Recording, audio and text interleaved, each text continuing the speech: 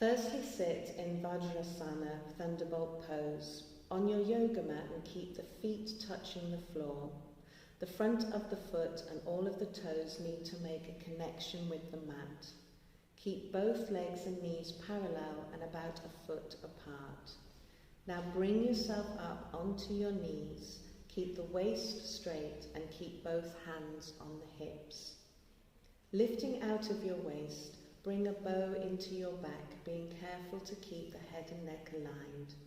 You can keep your hands on your hips, or you can place the palms onto your lower back to start with. And then when you feel ready, you can go into the full pose as illustrated.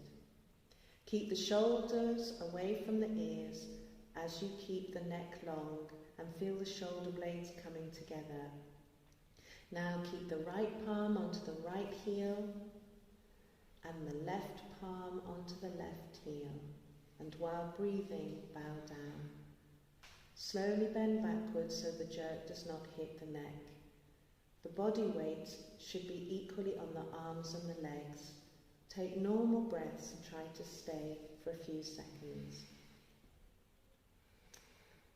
While exhaling, come back to center and counteract the bend by coming into child's pose and rest a while.